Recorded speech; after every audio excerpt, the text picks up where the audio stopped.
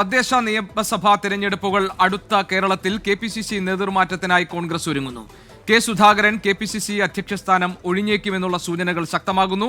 Adoor Prakash, Benny Behanan, Roji M John എന്നിവരുടെ പേരുകൾ അധ്യക്ഷ സ്ഥാനത്തേക്ക് പരിഗണനയിലുണ്ട് എന്നാണ് സൂചന. DCC അധ്യക്ഷന്മാർക്കും മാറ്റമുണ്ടായേക്കും എന്ന വിവരങ്ങൾ വരുന്നു. വിനീത VG ചേരുന്നു ഡൽഹിയിൽ നിന്ന് വിവരങ്ങളുമായി. വിനീത, കോൺഗ്രസ് നേതൃസ്ഥാനത്ത് വലിയ മാറ്റങ്ങൾ കൊണ്ടുവരാനുള്ള ആലോചനയാണോ ഡൽഹിയിൽ നടക്കുന്നത്?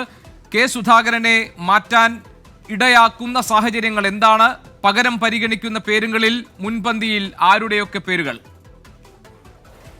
ഗുരുകൃഷ്ണൻ, തെരഞ്ഞെടുപ്പ് അടുക്കുന്ന അസമിലും ഒപ്പം തന്നെ കേരളത്തിലുമാണ് ഇത്തരത്തിലേക്കുള്ള മാറ്റം കൊണ്ടുവരുന്നത്. ഇങ്ങനൊരു മാറ്റം അനിവാര്യമാണെന്നാണ് ഇപ്പോൾ ഹൈക്കമാൻഡ് മുന്നോട്ട് വെച്ചിരിക്കുന്ന ഒരു കാര്യം. നേരത്തെ തന്നെ കെ സുധാകരനെ മാറ്റണം, ആരോഗ്യ പ്രശ്നങ്ങൾ നേരിടുന്ന അദ്ദേഹത്തെ മാറ്റണം എന്നൊക്കെയുള്ള ചില അഭിപ്രായങ്ങൾ നേതാക്കൾ മുന്നോട്ട് വെച്ചിട്ടുണ്ടായിരുന്നു. പക്ഷേ അങ്ങനെ ഒരു വലിയ വിവാദത്തിലേക്കോ അല്ലെങ്കിൽ അത്തരത്തിലേക്കുള്ള നടപടിയിലേക്കോ പോകേണ്ടതില്ല എന്നായിരുന്നു ആദ്യം ഹൈക്കമാൻഡ് തീരുമാനിച്ചിരുന്നത്. പക്ഷേ പിന്നാലെ ഇതാ ഇപ്പോൾ തെരഞ്ഞെടുപ്പ് എടുക്കുന്ന സാഹചര്യത്തിൽ അങ്ങനെ ഒരു മാറ്റം അനിവാര്യമാണെന്ന തരത്തിലാണ് ഇപ്പോൾ ഹൈക്കമാൻഡിന്റെ വിലയിരുത്തൽ.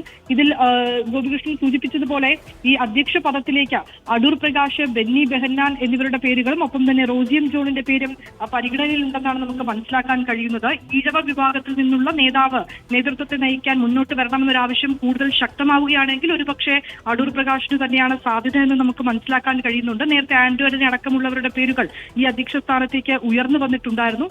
ഒപ്പം തന്നെ ഈ അസമിലെ സംബന്ധിച്ചിടത്തോളം അസമിലെയും ഇങ്ങനൊരു മാറ്റത്തിലേക്ക് നീങ്ങുകയാണ്. അസമിൽ ഗൗരവ് ഗൊഗോയ് ആയിരിക്കും അധ്യക്ഷ സ്ഥാനത്തേക്ക് വരിക. DCC അധ്യക്ഷന്മാരുടെയും കാര്യങ്ങളിലും ഇത്തരത്തിലേക്കുള്ള ഒരു മാറ്റം ഉണ്ടാകുമെന്നാണ് മനസ്സിലാക്കുന്നത്. ഇത്തരം കാര്യങ്ങളൊക്കെ തന്നെ വെള്ളിയാഴ്ച ഡൽഹിയിൽ ചേരുന്ന യോഗത്തിൽ ചർച്ചയാകും. തെരഞ്ഞെടുപ്പ് തന്നെയാണ് പ്രധാനപ്പെട്ട ചർച്ചാ വിഷയം.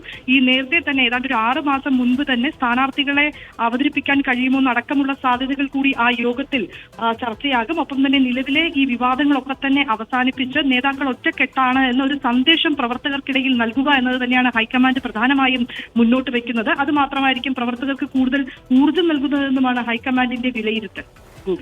ശരി, വിനീത VG ആണ് വിവരങ്ങൾ നൽകിയത്. പേരുകൾ പലതും പരിഗണിക്കുന്നുണ്ട്. എന്താണ് മാനദണ്ഡം എന്ന കാര്യം കോൺഗ്രസിന്റെ നേതൃത്വം തീരുമാനിക്കാനിരിക്കുന്നു. KPCC അധ്യക്ഷ പദവിയിൽ പുതിയ ആൾ വരാൻ പോകുന്നു.